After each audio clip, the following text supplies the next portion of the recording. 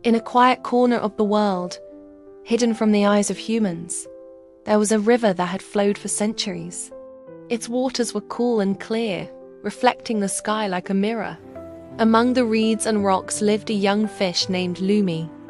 Lumi had grown up listening to the stories of the river told by the older fish tales of adventures, of vast waters, of the currents that carried them far from home.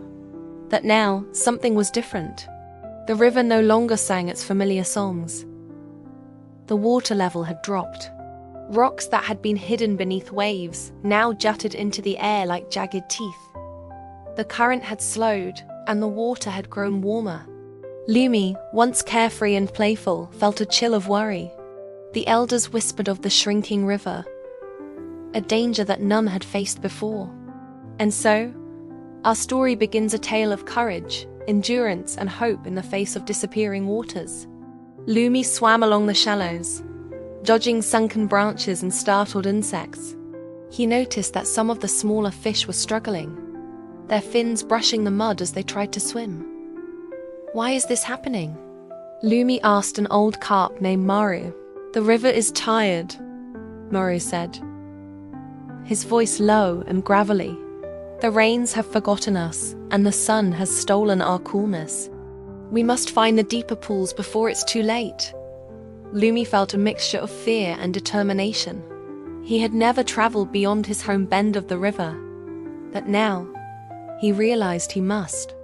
The current whispered to him, guiding his path downstream toward the unknown.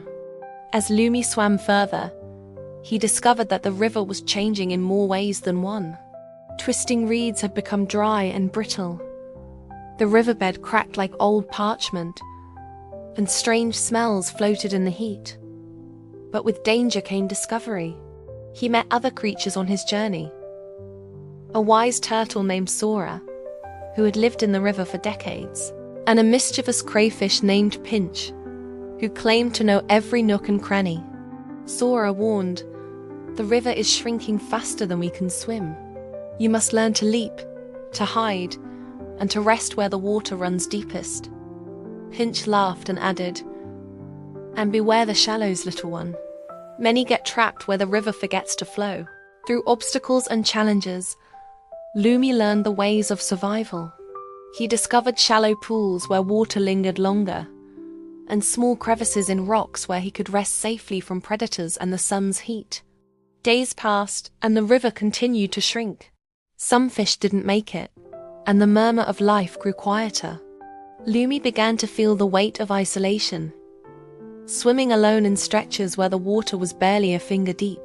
One day, he came across a deep, hidden pool beneath a fallen tree. It was dark, cool, and full of tiny insects, food enough to sustain him. Lumi realized that survival meant more than just swimming. It meant understanding the river, listening to its whispers, and moving with patience and cunning. Night brought storms and flashes of lighting that reflected on the water's surface. Lumi huddled in his safe pool, thinking about the stories Maru had told him. That the river had survived droughts before, that life finds a way when courage is present. Then, one morning, Lumi felt a trembling beneath the water. Rain began to fall. At first, it was gentle, a drizzle that tapped on the leaves above. Then it came heavier, pounding on the riverbed and filling the pools. The water began to move again, carrying Lumi downstream in a renewed current. He raced along with the rising waters, feeling the river breathe once more.